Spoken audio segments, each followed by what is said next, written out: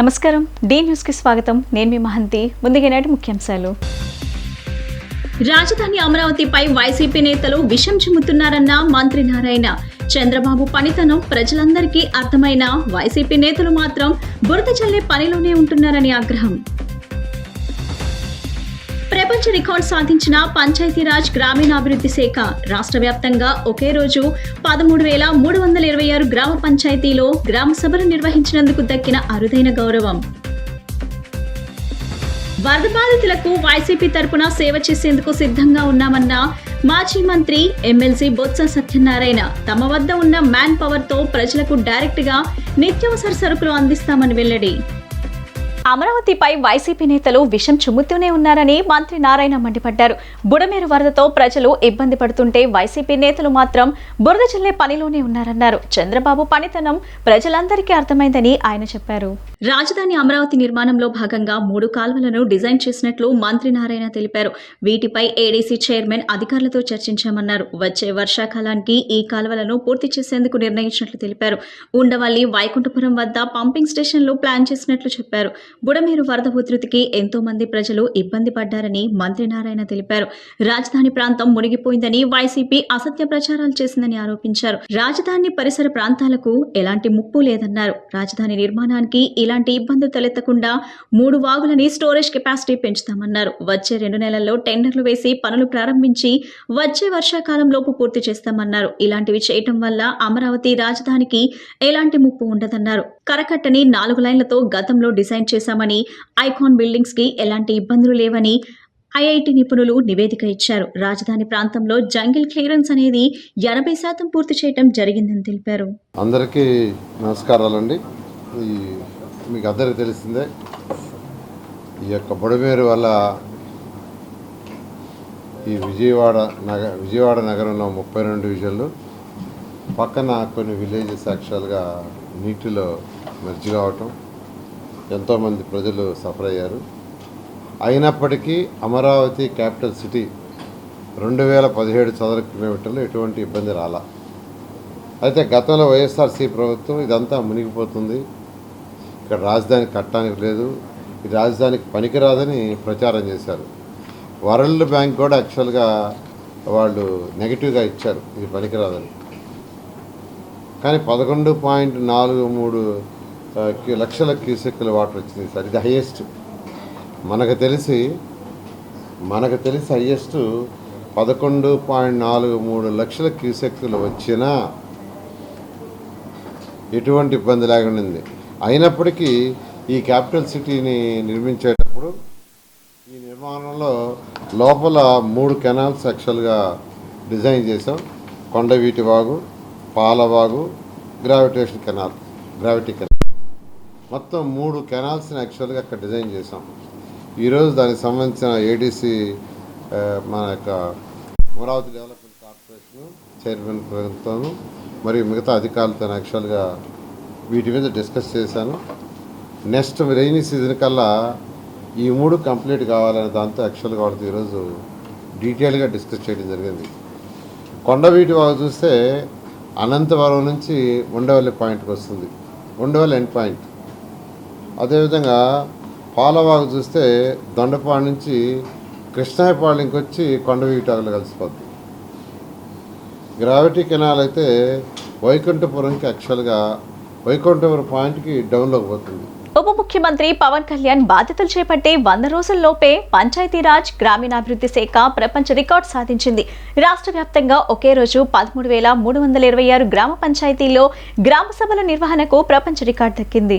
World records union ఆంధ్రప్రదేశ్లో August 23వ తేదీన నిర్వహించిన గ్రామ సభలను గుర్తించింది.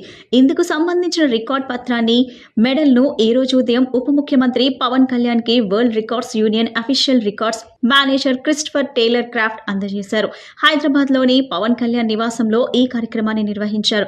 ఒకే రోజు ఈ స్థాయిలో ప్రజల భాగస్వామ్యంతో సభలు నిర్వహించడం అతిపెద్ద గ్రామ పాలనగా గుర్తిస్తున్నట్లు వరల్డ్ రికార్డ్స్ యూనియన్ ప్రతినిధి తెలిపారు. The World Record Union recognizes the record for the largest number of gram panchayats conducting gram sabhas in a single day within a state is 13,326 and was achieved by the state of Andhra Pradesh, India on 23rd August 2024.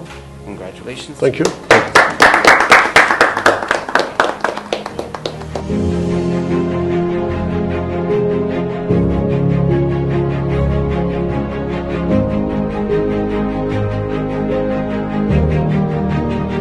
YCP అధినేత YS Jagan మా party తరపున ₹1 కోటి విరాళం ప్రకటించడమే కాకుండా మళ్లీ మరో 10 లక్షలు ఇచ్చారని మాజీ మంత్రి ఎమ్మెల్సీ బొత్స సత్యనారాయణ అన్నారు. ప్రజలకు నేరుగా మేమే సహాయం అందిస్తున్నప్పుడు సీఎం రిలీఫ్ ఫండ్ కి ఇవ్వాల్సిన అవసరం ఏముందని ఆయన ప్రశ్నించారు. మా దగ్గర మ్యాన్ పవర్ ఉంది. బాధితులకు మేమే పాల ప్యాకెట్లు, వాటర్ బాటిల్స్, కావాల్సిన నిత్యావసర సరుకులు అందిస్తున్నామని చెప్పారు. జగన్మోహన్ రెడ్డి గారు కూడా మా పార్టీ తరఫున ఆయన కూడా ₹1 కోటి ఇచ్చారు. నిన్న మళ్ళీ 10 లక్షలు ఇచ్చారు మాకు. సీఎం రిలీఫ్ ఫండ్ ఎందుకు ఇస్తాం? మేము ప్రజలకి బాధ్యత మేమే పంచుతున్నాం. నేనే మన వాటర్ ప్యాకెట్లు వచ్చి ఫస్ట్ మొదటి రోజున 1,00,000 వాటర్ ప్యాకెట్లు, 2 లక్షల వాటర్ బాటిళ్ళు, మళ్ళీ మన్నాడు వచ్చి 75,000 మళ్ళీ పాల ప్యాకెట్లు, మళ్ళీ 1,00,000 వాటర్ బాటిళ్ళు, మళ్ళీ రేపు వెళ్తున్నాం. రేపు ఉదయం మళ్ళీ రేపు ఇవాళ రాత్రికి ఉంది. రేపు ఉదయం మళ్ళీ ప్రెస్ కాన్ఫరెన్స్ పెట్టి 50,000 కుటుంబాలకు వచ్చి గ్రాసరీస్ ఇస్తున్నాం. మళ్ళీ 50,000 కుటుంబాలకి మళ్ళీ ఆ డబ్బుల్లోనే రేపు కొనిసి మళ్ళీ అన్నీ ఇవన్నీ ₹1,40,00,000 ₹1,50,00,000 వరకు అవుతున్నాయి. ఇవన్నీ పార్టీ ఇస్తుంది.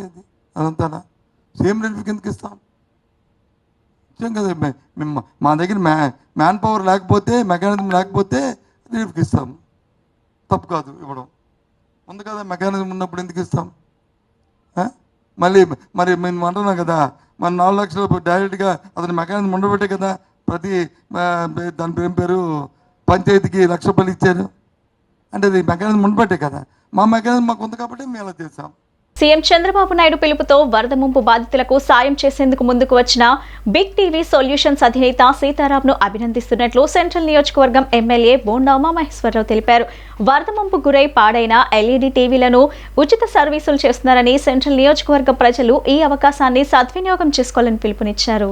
నగరంలోని చుట్టుగుంట సిమెంట్ రోడ్ అల్లూరు సీతారామరాజు వంతెన సమీపంలో ఉన్న big T solution service centre నందు వరద ముంపుకు గురైన ఎల్ఈడీ టీవీలు ఉచిత సర్వీసింగ్ కేంద్రాన్ని ఏర్పాటు చేశారు. కార్యక్రమానికి ముఖ్య అతిథులుగా సెంట్రల్ నియోజకవర్గం ఎమ్మెల్యే బోండా ఉమామహేశ్వరరావు, కాపు నేత Bethu Rammohan Rao, big TV solutions అధినేత సీతారాం, పలువురు ప్రముఖులు పాల్గొన్నారు. వరద నీటిలో నానిపోయి నూతన టెక్నాలజీతో ఎల్ఈడీ టీవీలను సర్వీసింగ్ చేస్తున్న విధానాన్ని ఎమ్మెల్యే బోండా ఉమామహేశ్వరరావు స్వయంగా పరిశీలించి సీతారాం, ఆయన సిబ్బందిని అభినందించారు. అనంతరం బోండా ఉమా మీడియాతో మాట్లాడుతూ బుడమేరు వరద ముంపు కారణంగా సెంట్రల్ నియోజకవర్గంలో ఎక్కువ శాతం ఇళ్లు వరద నీటిలో మునిగిపోయి ఎలక్ట్రానిక్ వస్తువులన్నీ పూర్తిగా నాని పాడైపోయి అన్నారు. ఇదే సమయంలో బిగ్ టీవీ సొల్యూషన్స్ అధినేత సీతారాం వ్యాపార ధోరణి లేకుండా వరద బాధితులకు ఉచిత సర్వీస్ అందించేందుకు రావటం అభినందనీయమన్నారు. వరద నీటిలో నానిపోయి పాడైన సుమారు 25,000 ఎల్ఈడీ టీవీలను ఉచితంగా సర్వీసింగ్ చేయడంతో పాటు స్పేర్ పార్ట్స్ అతి తక్కువ ధరకే అందిస్తున్నారని సెంట్రల్ నియోజకవర్గ ప్రజలు ఈ అవకాశాన్ని సద్వినియోగం చేసుకోవాలని ఎమ్మెల్యే బోండా ఉమామహేశ్వరరావు పిలుపునిచ్చారు. అనంతరం బిగ్ టీవీ సొల్యూషన్స్ అధినేత సీతారాం మాట్లాడుతూ వరద ముంపు ప్రజలు అనేక కష్టాలు పడ్డారని, రాష్ట్ర ప్రభుత్వం ముఖ్యంగా సీఎం చంద్రబాబు, ఎమ్మెల్యే బోండా ఉమామహేశ్వరరావు వారి అండ నిలబడి సహాయ కార్యక్రమాలు వారిని స్ఫూర్తిగా తీసుకొని తాను వరద బాధితులకు తన సాయం చేయాలనే ఉద్దేశంతో ఉచితంగా సర్వీసింగ్ చేస్తున్నామని తెలిపారు. వరద విపత్తుతో బాధపడుతున్న బాధితులకు సాయం చేయాలనే సీతారాంకు ఆలోచన రావటం ఆనందంగా ఉందని బేతు రామ్మోహన్ తెలిపారు.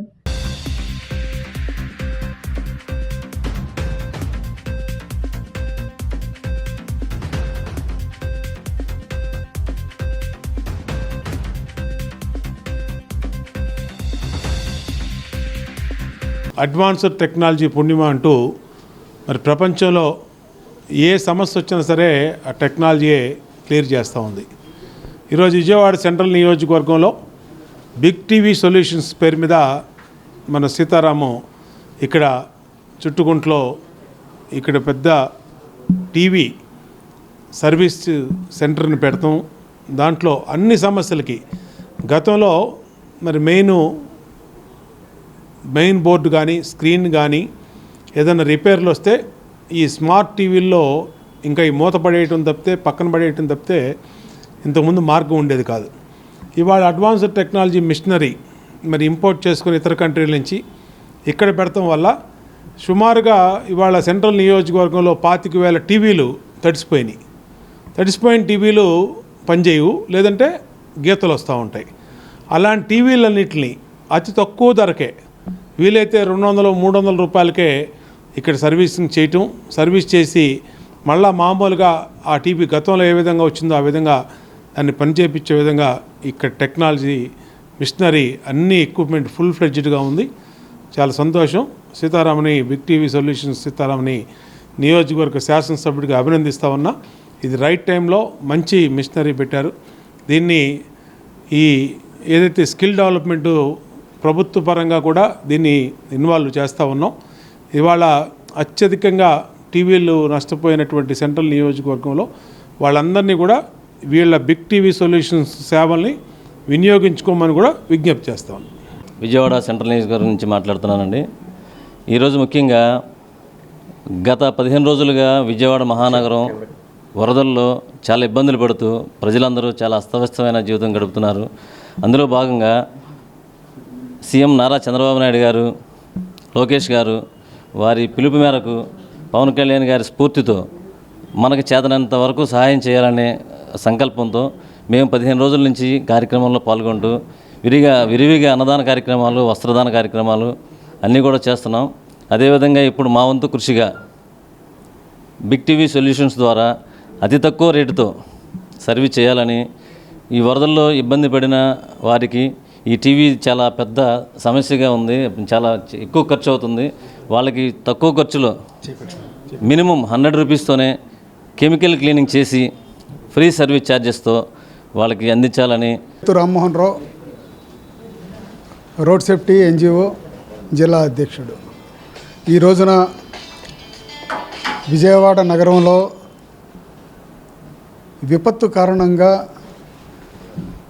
ఇక్కడ ప్రాంత వాసులందరూ కూడా ఇంట్లో ఉన్నటువంటి ఎలక్ట్రానిక్ టీవీలన్నీ కూడాను చాలా పాడైపోయి తడిసిపోయి ఉన్నటువంటి తరుణంలో దీనికి మార్గం ఏమిటి అనేటటువంటి ఆలోచనలో భాగంగా big TV solution Kolli Sitaram గారి ఆధ్వర్యంలో బొండా ఉమామహేశ్వరరావు గారు శాసనసభ్యుల యొక్క ఆశీస్సులతోటి ఈ నియోజకవర్గంలో ఉన్నటువంటి ప్రజలందరికీ కూడాను మేలు చేయాలనేటటువంటి ఒక తపనతో ఈ పేదలకి అందరికీ కూడాను అందుబాటులో విధంగా వరద బాధితులకు తమ వంతు బాధ్యతగా వైఎస్ఆర్ కాంగ్రెస్ పార్టీ అధినేత మాజీ ముఖ్యమంత్రి వైఎస్ జగన్ ఆదేశాల మేరకు నిత్యావసర సరుకులు పంపిణీ చేయనున్నట్లు తూర్పు నియోజకవర్గం వైసీపీ ఇన్ఛార్జ్ దేవినేని అవినాష్ తెలిపారు.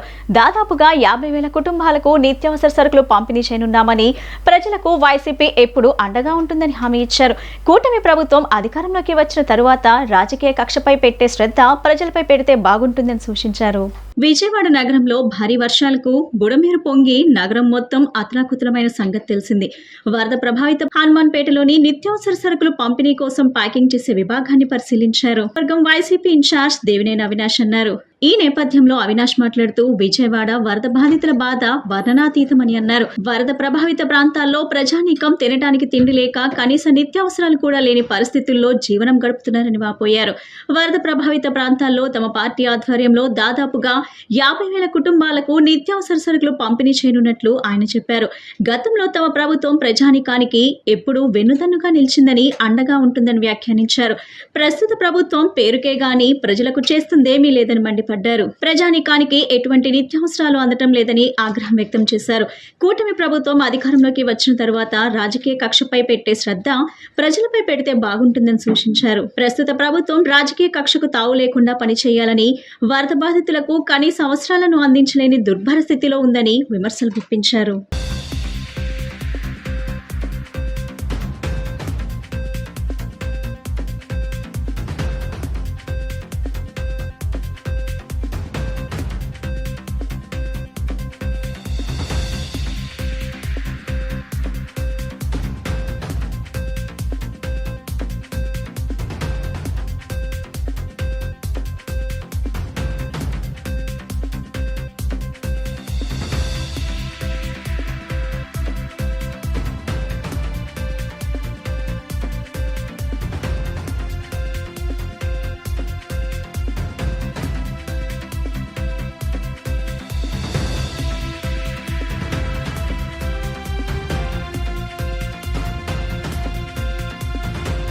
వైఎస్ఆర్ కాంగ్రెస్ పార్టీ అధ్యక్షులు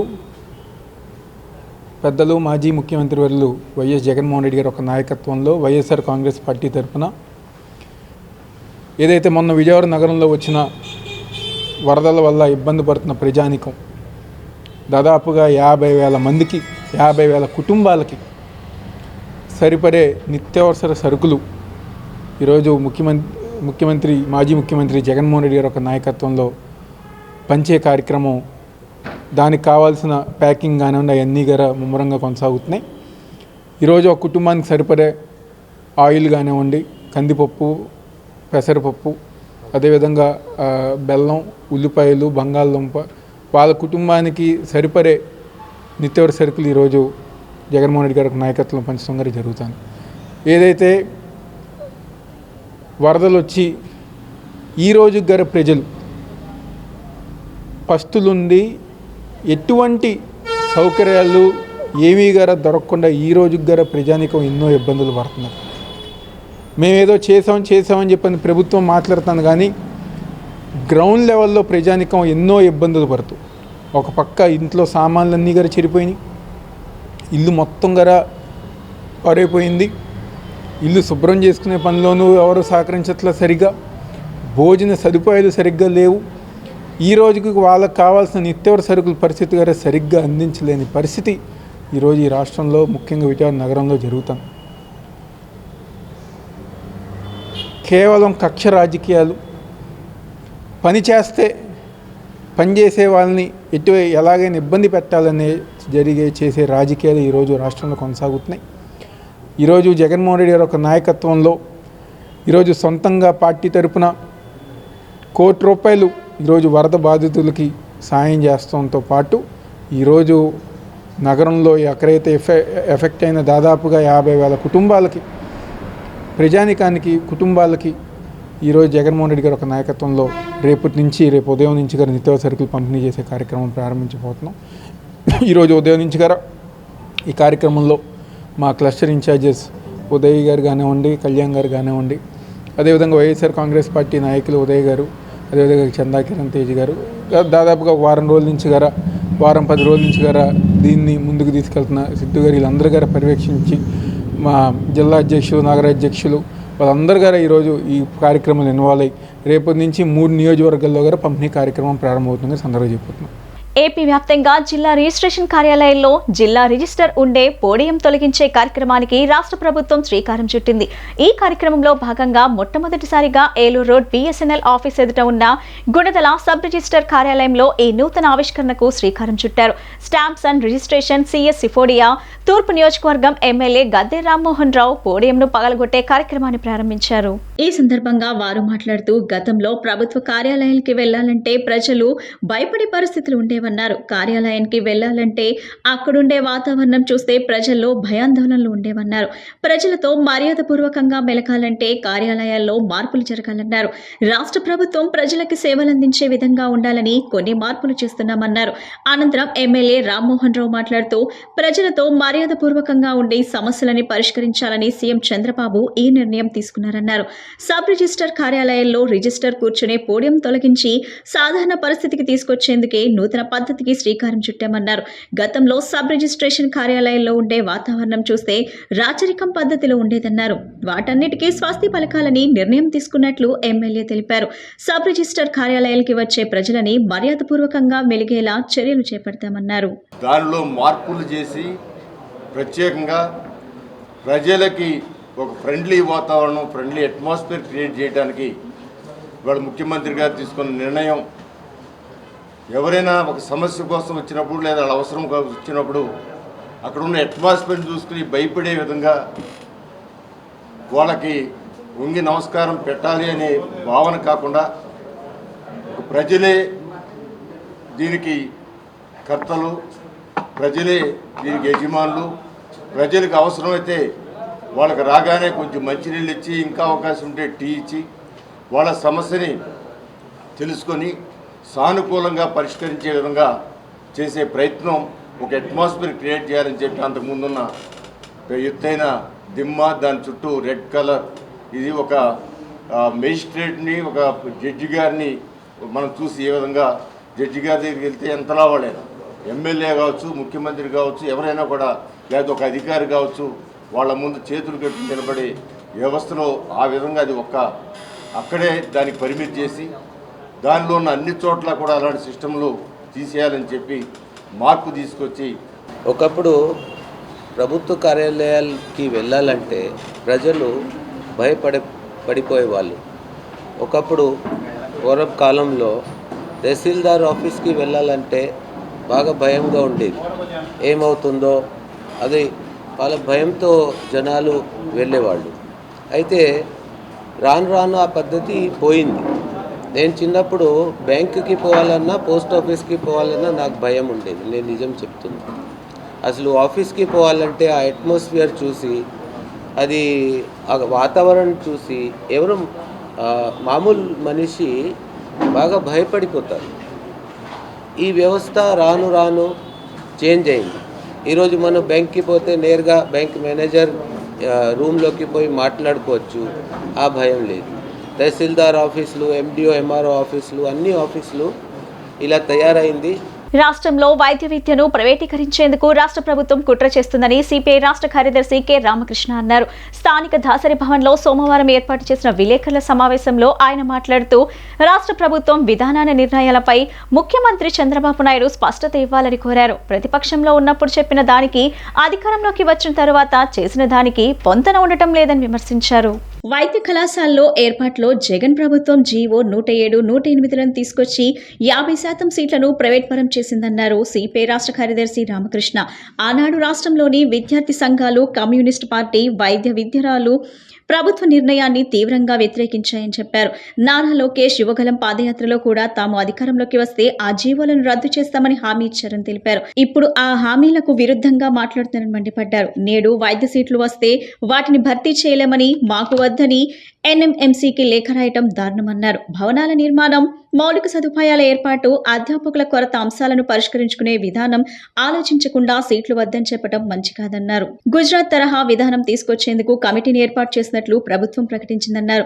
గుజరాత్ కేవలం 6 కళాశాలలు మాత్రమే ప్రభుత్వం ఆధ్వర్యంలో ఉన్నాయని, మిగిలినవి ప్రైవేట్ వ్యక్తుల చేతుల్లో ఉన్నాయని చెప్పారు. వైద్య కళాశాలను ప్రైవేట్ వ్యక్తులకు అప్పగించే కుట్ర జరుగుతుందన్నారు. రాష్ట్ర వైద్య ఆరోగ్య శాఖ మంత్రి సత్యకుమార్ మాజీ ముఖ్యమంత్రి జగన్ కు బహిరంగ సవాల్ చేయడం విడ్డూరంగా ఉందన్నారు.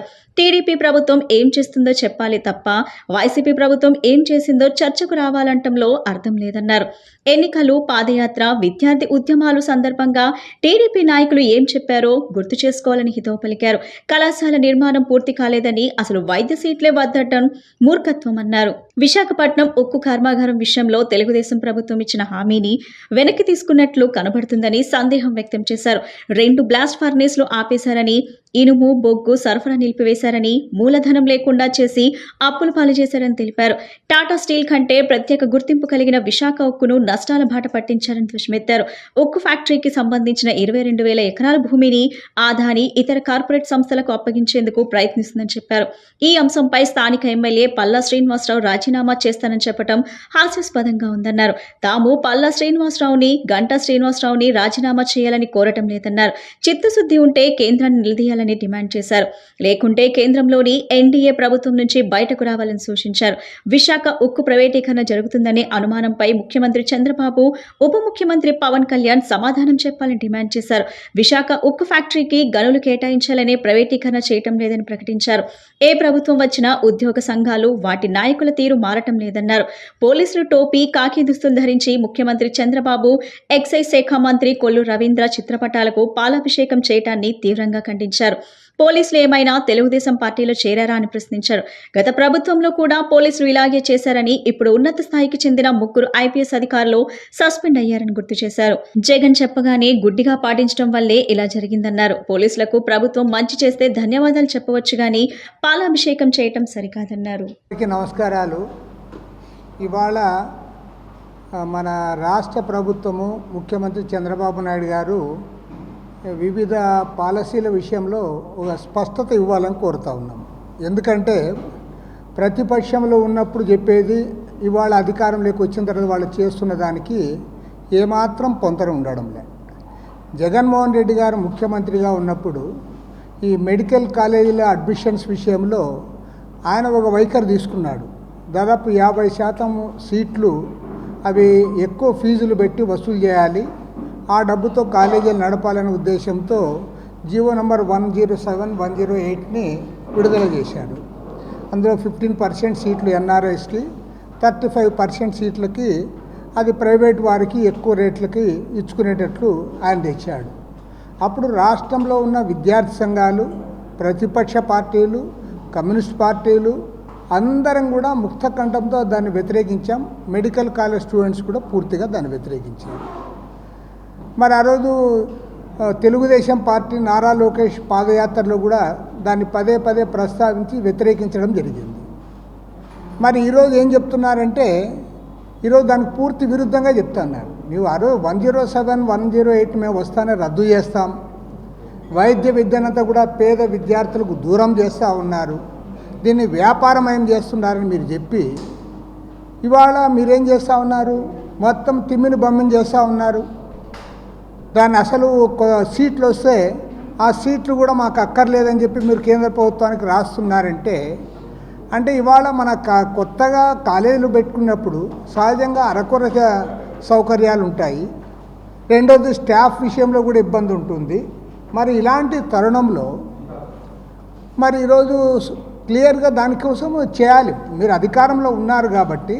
వరద బాధితులకు తమ వంతు బాధ్యతగా వైఎస్ఆర్ కాంగ్రెస్ పార్టీ అధినేత మాజీ ముఖ్యమంత్రి వైఎస్ జగన్మోహన్ రెడ్డి గారి ఆదేశాల మేరకు నిత్యావసర సరుకులు పంపిణీ కార్యక్రమానికి శ్రీకారం చుట్టారు. వైసీపీ నాయకులు దాదాపుగా 50,000 కుటుంబాలకు నిత్యావసర సరుకులు పంపిణీ చేయాలని నిర్ణయించుకున్నారు. హనుమాన్పేటలోని నిత్యావసర సరుకులు పంపిణీ కోసం ప్యాకింగ్ చేసే విభాగాన్ని పరిశీలించారు. నిత్యావసర సరుకులను మంగళవారం ఉదయం నుంచి వరద ప్రభావిత ప్రాంతాల్లో బాధితుల కుటుంబాలకు అందజేయనున్నారు. శాసన మండలి సభ్యులు మాజీ మంత్రి బొత్స సత్యనారాయణ, ఎన్టీఆర్ జిల్లా అధ్యక్షులు వెల్లంపల్లి శ్రీనివాస్, మాజీ మంత్రి కార్మూరి నాగేశ్వరరావు, తూర్పు నియోజకవర్గం YCP incharge Devineni Avinash, MLC Ruhulla, నగర మేయర్ రాయన భాగ్యలక్ష్మి, పశ్చిమ ఇన్ఛార్జ్ షేక్ ఆసిఫ్, నాయకులు పోతిన మహేష్, అడపాశేషు తదితరులు పాల్గొన్నారు.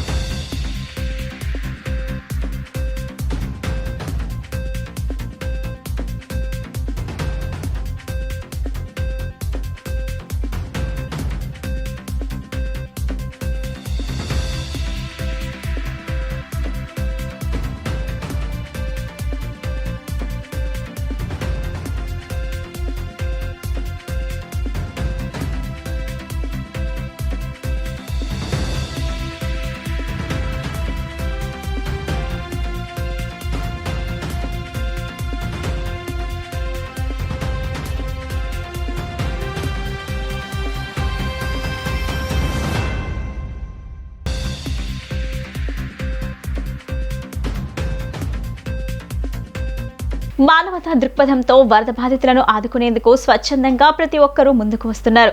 విజయవాడ వరద ముంపుతో సర్వం కోల్పోయి కష్టాల్లో ఉన్న వరద బాధితులకు టీసీఆర్ అనే స్వచ్ఛంద సంస్థ ఆపన్నహస్తం అందిస్తుంది. గత 15 రోజులుగా నిత్యావసర సరుకులు, ఆహారం, తాగునీరు అందిస్తూ పలువురికి ఆదర్శంగా నిలుస్తున్నారు. తమ వంతు సహాయంగా బాధితులకు అండగా నిలుస్తున్నామని టీసీఆర్ చారిటబుల్ ట్రస్ట్ అధినేత తుమ్మల సత్యం తెలిపారు. బుడమేరు సృష్టించిన విలయ తాండవంతో విజయవాడ నగరం అస్తవ్యస్తంగా మారి వరద బాధితులు పూర్తిగా వరద నీటిలో మునిగిపోయి కనీసం తినేందుకు కూడా అవకాశం లేని పరిస్థితుల్లో టీసీఆర్ సంస్థ ప్రతినిధులు తాము ఉన్నామంటూ సాయం చేసి వారికి అండగా నిలిచింది. నగరంలో ముంచెత్తిన నాటి నుంచి 15 రోజులుగా నిర్విరామంగా వరద బాధితులకు నిత్యావసర సరుకులు, ఆహారం, తాగునీరు అందిస్తున్నారు. పలువురికి ఆదర్శంగా నిలుస్తున్నారు. వరద నీటిలోనే ట్రాక్టర్లు, ఇతర వాహనాలు కాకుండా నడుంలోతు వరద నీరు నడుచుకుంటూ వెళ్లి బాధితులకు నిత్యావసరాలు, ఆహారం, తాగునీరు అందజేశారు. సోమవారం న్యూ రాజరాజేశ్వరిపేటలో సుమారు 700 మంది వరద బాధితులకు సేవా భారత్ టీసీఆర్ చారిటబుల్ ట్రస్ట్ సంయుక్తంగా అన్నదానం చేశారు. సాటివారు ఆపదలో ఉన్నప్పుడు మానవత్వంతో స్పందించి సాయం చేయడంతో సీఎం చంద్రబాబు వరద బాధితులకు అండగా నిలబడిన తీరు మమ్మల్ని ముందుకు కదిలించేలా చేసిందని టీసీఆర్ చారిటబుల్ ట్రస్ట్ అధినేత తుమ్మల సత్యం స్పష్టం చేశారు. కష్టకాలంలో ఆదుకున్న టీసీఆర్ చారిటబుల్ ట్రస్ట్ వరద బాధితులు కృతజ్ఞతలు తెలిపారు. ఈ కార్యక్రమంలో TCR charitable trust chairman Tummala Satyam, కోశాధికారి తుమ్మల సింధు, కార్యదర్శి కందుల కుమారి, సంధు వినీల, నున్న శ్యామ్ కుమార్, సేవా భారత్ ఆనంద్ పాల్, పలువురు టీసీఆర్ ట్రస్ట్ సభ్యులు పాల్గొన్నారు. Tummala Satyam, TCR charitable trust chairman, Ramarpadu. Corona మొదలుకొని ఎలాంటి విపత్తులు వచ్చినప్పటికీ కూడా మేము ముందుకొచ్చి హెల్ప్ చేయడానికి దాతల సహాయంతో పనిచేస్తున్నాం. ఇది 12వ రోజు వరద బాధితులకి పాల ప్యాకెట్లు, బ్రెడ్లు, అలాగే సరుకులు ఇవ్వటం జరిగింది. అలాగే సేవా భారత్ వారికి సహకారంతో 5 రోజుల నుంచి రోజుకి 600 నుంచి 700 మందికి భోజనం, ఫ్రూట్స్, అలాగే వాటర్ బాటిల్ వాళ్ళకి అందిస్తూ ఉన్నాం. అలాగే విజయవాడ సర్వరేంద్ర మొత్తం కూడా అందిస్తున్నాం. సహకరించినటువంటి సేవా భారతి వారికి ప్రత్యేకమైన ధన్యవాదాలు తెలియజేస్తున్నాం. అలాగే టీజీఆర్ చారిటబుల్ ట్రస్ట్ టీం అంతా కూడా ఈ 10 రోజులు పనిచేస్తూనే ఉన్నారు. వాళ్ళు ఎప్పటికైనా ఏ కాలానికైనా మేము పనిచేయడానికి టీజీఆర్ ట్రస్ట్ సిద్ధంగా ఉందని మనం చేస్తూ ఉన్నాను. Thank you. 700 మంది, రోజుకి 700 మందికి భోజనం, అలాగే దుప్పట్లు కూడా పంపిణీ చేస్తాం. 250, 300 నిత్యావసర వస్తువులు 300 కుటుంబాలకు కూడా పంపిణీ చేశాం. నా పేరు ఆనందపాల్ అండి. నేను సేవా భారత్లో కోఆర్డినేటర్గా పనిచేస్తూ ఉంటున్నాను. మా యొక్క ఆర్గనైజేషన్ తర్వాత మరి సేవా భారత్ వాళ్ళు ఈ యొక్క ఫ్లడ్ వచ్చినటువంటి ఏరియాలన్నింటిలో కూడా గత కొన్ని దినాల నుంచి కూడా లేని వారికి ఈ యొక్క భోజనాన్ని సదుపాయం ఏర్పాటు చేయడం అనేది జరిగింది. ఇక భోజనము తర్వాత వాటితో పాటు 2 కూరలు, మజ్జిగ, సాంబారు, తర్వాత అరటిపండు, వాటర్ బాటిల్స్ కూడా వీటన్నిటిని కూడా ఇవ్వటం అనేటువంటిది జరుగుతున్నది. ఈ యొక్క అవసరతను గమనించి మా యొక్క ఆర్గనైజేషన్ వారు ఈ యొక్క ఏర్పాట్లు లేని వారికి చేయటం అనేటువంటిది జరిగింది. చాలా వందనాలు. Thank you. సమస్య తలెత్తితే ధైర్యంగా ముందుకొచ్చి పరిష్కరించే సత్తా సీఎం చంద్రబాబు నాయుడుకు ఉందని తూర్పు నియోజకవర్గం ఎమ్మెల్యే గద్దె రామ్మోహన్ రావు అన్నారు. వరద బాధితులకు అన్ని రూపాల్లో ఆదుకున్న ఏకైక సీఎం బాబు మాత్రమే అన్నారు. సీఎంగా బాబు ఉండటం వల్లనే బాధితులందరికీ సత్వర న్యాయం జరిగిందన్నారు. తూర్పు నియోజకవర్గం 9వ డివిజన్ అవధూత తపోవనం ఆవరణలో వరద బాధితులకు బట్టల పంపిణీ కార్యక్రమం జరిగింది. ఈ కార్యక్రమానికి ఎమ్మెల్యే గద్దె రామ్మోహన్ రావు ఇచ్చేసి బాధితులకు బట్టలు పంపిణీ చేశారు. ఈ సందర్భంగా గద్దె రామ్మోహన్ రావు మాట్లాడుతూ వైఎస్ జగన్ హయాంలో విపత్తులు సంభవిస్తే బాధితులను పట్టించుకున్న పాపాన పోలేదన్నారు. ప్రజలు జగన్ నైజం గమనించి ఎన్నికల్లో కనీసం ప్రతిపక్ష హోదా కూడా ఇవ్వలేదన్నారు. బాబు సీఎంగా ఉండటం వల్లే వరద బాధితులకు సత్వర న్యాయం జరిగిందన్నారు. ఇప్పటికే వరదల కారణంగా దెబ్బతిన్న ఇళ్ల నష్టపరిహారం నమోదు ప్రక్రియ పూర్తయిందన్నారు. త్వరలో బాధితులందరికీ నష్టపరిహారం చెల్లించడం జరుగుతుందన్నారు. బాధితులకు సహాయం చేసేందుకు మరికొంతమంది దాతలు స్వచ్ఛంద సేవా సంస్థలు ముందుకు రావాలని ఎమ్మెల్యే పిలుపునిచ్చారు. దాత ఆర్థిక సాయంతో బాధితులకు ఈ సేవా కార్యక్రమాన్ని నిర్వహించనున్నట్లు ఎమ్మెల్యే తెలిపారు.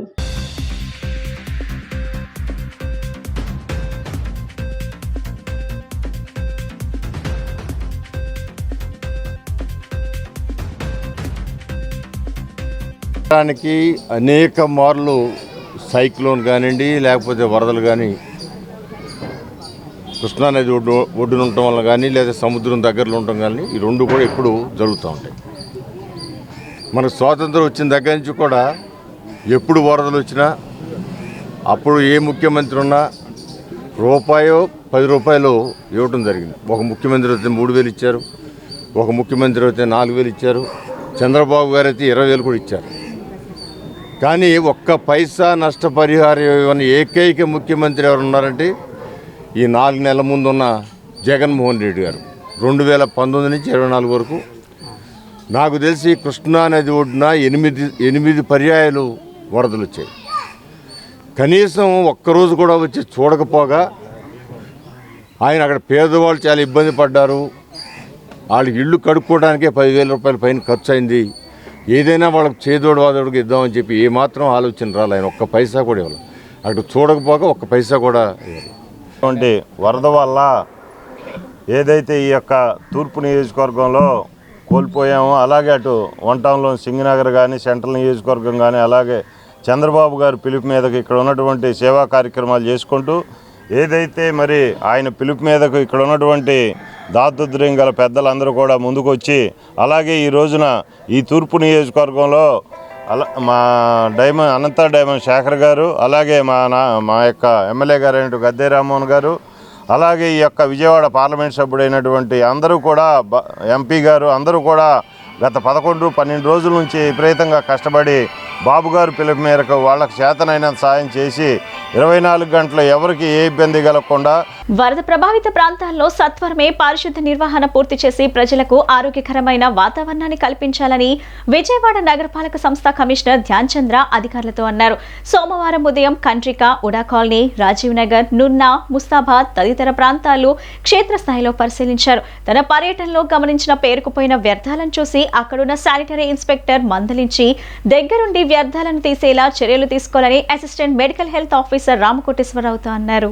అనంతరం రాజీవ్ గాంధీ స్కూల్లో పర్యటించి స్కూల్లో చేయాల్సిన పారిశుద్ధ్య నిర్వహణ సత్వరమే పూర్తి చేసి ఆరోగ్యకరమైన వాతావరణాన్ని కల్పించాలని అధికారులను ఆదేశించారు. వరద ప్రభావిత ప్రాంతాల్లో ఎక్కడైతే స్కూళ్లు, ఆసుపత్రులు ఉన్నాయో అక్కడ వెంటనే పారిశుద్ధ్య నిర్వహణ సత్వరంగా పూర్తి చేసి ఆరోగ్యకరమైన వాతావరణాన్ని కల్పించేలా చర్యలు తీసుకోవాలని అధికారులను ఆదేశించారు.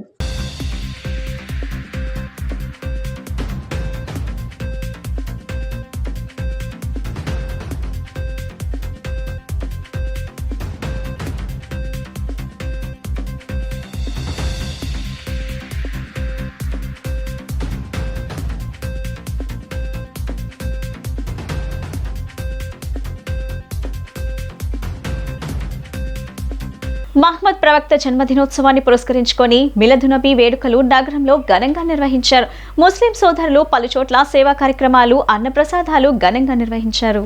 పాత బస్తీలోని ఇందాద్ఘర్లోని పర్వజ్ భాయ్ బ్రదర్స్ ఆధ్వర్యంలో మిదనులబీ వేడుకలు ఘనంగా నిర్వహించారు. ఈ సందర్భంగా ప్రత్యేక ప్రార్థనలు నిర్వహించారు.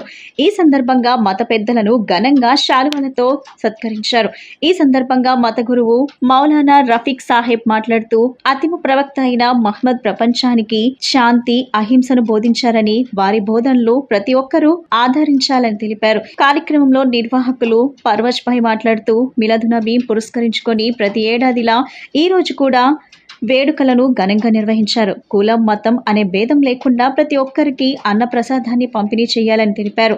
కార్యక్రమంలో మత గురువులు ఫిరోజ్ పారస్ తదితరులు పాల్గొన్నారు.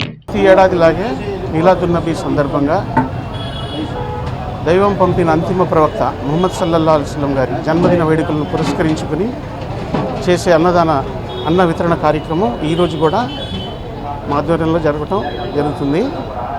ఈ సందర్భంగా మత గురువులను సంబంధించుకుని అన్నదాన కార్యక్రమం చేస్తున్నాము.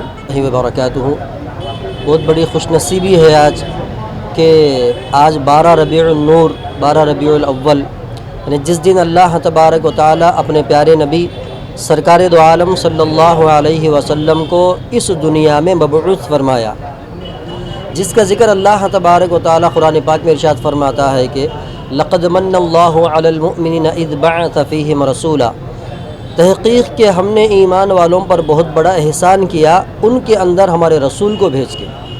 तो अल्लाह सारी कायनात अल्लाह की नेमतें हैं, अल्लाह के एहसानात है। अल्लाह ताला सारी कायनात को दे के एहसान नहीं जताया, उसके महबूब को दे के अल्लाह एहसान जता रहा है। तो ये आज का दिन अल्लाह के रसूल पाक अलैहिस्सलातु वस्सलाम का इस दुनिया में तशरीफ़ आवरी का मुबारक दिन है। सारी ईदें, सारी दुनिया की बहारें इस दिन के सदक़े में मिली है।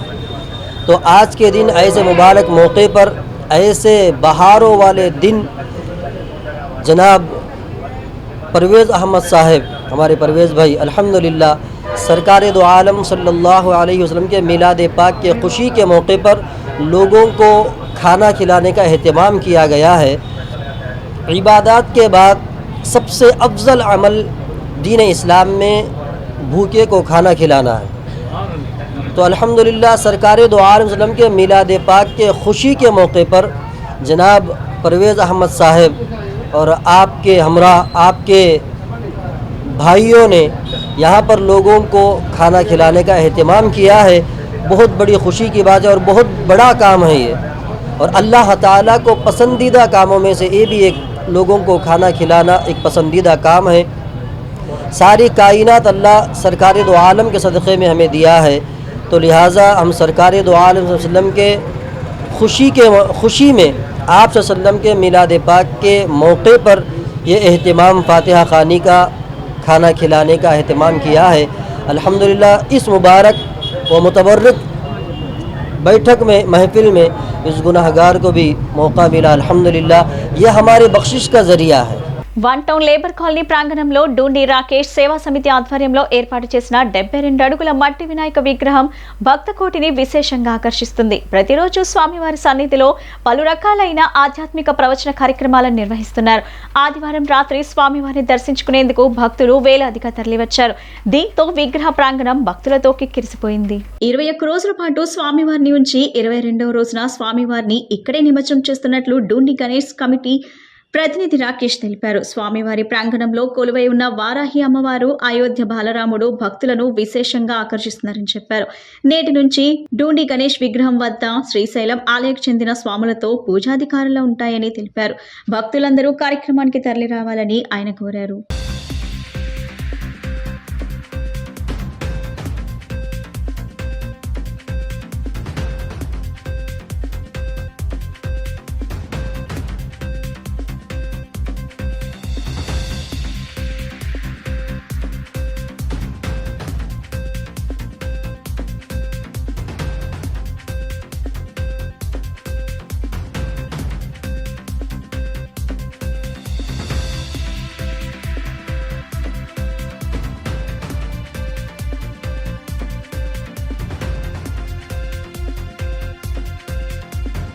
ఏదైతే డూండి గణేష్ సేవా సమితి వారి ఆధ్వర్యంలో నిర్వహిస్తున్న 72 అడుగుల విజయ మహాగణపతి ఉత్సవాలు ఈరోజు ఆకాశాన్ని అంటింది. జనమందరూ కూడా లక్షలాదిగా పోటెత్తారు. ఇక్కడి నుంచి కిలోమీటర్ల మేర ట్రాఫిక్ జామ్ అయిపోయింది. భక్తులందరూ ఒకటే మాట, వరదల వల్ల రాలేకపోయాం, వరదల వల్ల మేము దేవుణ్ణి దర్శించుకోలేమనే బాధపడ్డాం. వరదల్లో కూడా ఇన్ని ఏర్పాట్లు చేసినందుకు వారందరూ కూడా ఆనందం వ్యక్తం చేసింది. భక్తుల మనోభావాలు దెబ్బతినకుండా భక్తుల సౌలభ్యం కోసం ఈ కార్యక్రమాన్ని నవరాత్రులతో ముగించాలని ముందు భావించినా ఇప్పుడు దీన్ని 27వ తారీఖు వరకు అంటే 21 రోజులు పండగ చేయాలని మేము నిర్ణయించుకోవడం జరిగింది. 27వ తారీఖు వరకు కూడా పండగను పొడిగించడం జరిగింది. ప్రతిరోజు కూడా ఎండోమెంట్ వారి సహకారంతో రేపటి నుంచి ఇదే ప్రాంగణంలో శ్రీశైలం దేవస్థానం నుంచి కళ్యాణం చేయించడానికి ఉత్సవ విగ్రహాలు రాబోతూ ఉన్నాయి. రేపు సాయంత్రం అంగరంగ వైభవంగా మల్లన్న స్వామి శ్రీశైలం మల్లన్న స్వామి కళ్యాణం ఈ ప్రాంగణంలో జరగబోతూ ఉంది.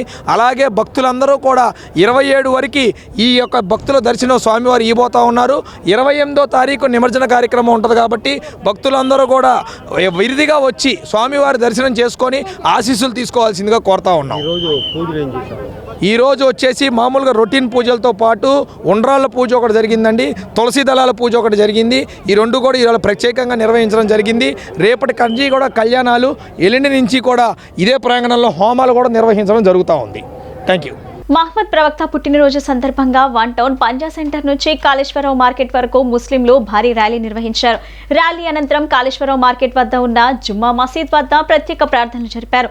అనంతరం మహమ్మద్ ప్రవక్త పవిత్ర కేసు సందర్శన ఏర్పాటు చేశారు. ఈ కార్యక్రమంలో వన్ టౌన్లోని వివిధ ప్రాంతాల నుంచి ముస్లింలు భారీ ఎత్తున పాల్గొన్నారు.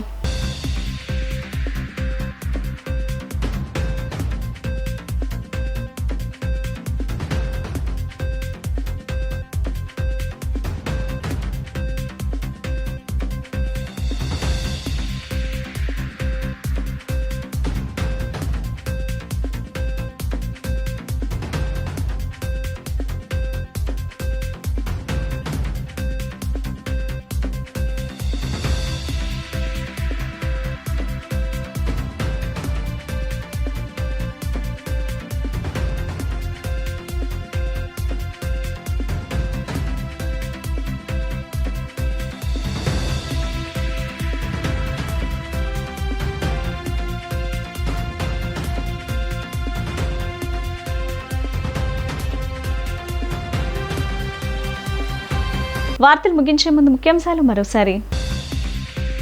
రాజధాని అమరావతిపై వైసీపీ నేతలు విషం చిమ్ముతున్నారన్న మంత్రి నారాయణ. చంద్రబాబు పనితనం ప్రజలందరికీ అర్థమైన వైసీపీ నేతలు మాత్రం బురద చల్లే పనిలోనే ఉంటున్నారని ఆగ్రహం. ప్రపంచ రికార్డు సాధించిన పంచాయతీరాజ్ గ్రామీణాభివృద్ధి శాఖ. రాష్ట్ర వ్యాప్తంగా ఒకే రోజు 13,326 గ్రామ పంచాయతీలో గ్రామ సభలు నిర్వహించినందుకు దక్కిన అరుదైన గౌరవం. వరద బాధితులకు వైసీపీ తరపున సేవ చేసేందుకు సిద్ధంగా ఉన్నామన్న మాజీ మంత్రి ఎమ్మెల్సీ బొత్స సత్యనారాయణ. తమ వద్ద ఉన్న మ్యాన్ పవర్ తో ప్రజలకు డైరెక్ట్ గా నిత్యావసర సరుకులు అందిస్తామని వెల్లడి. ఈ బులెటిన్ ఇంతటితో సమాప్తం. తిరిగి మరో బులెటిన్ కలుద్దాం. నమస్కారం.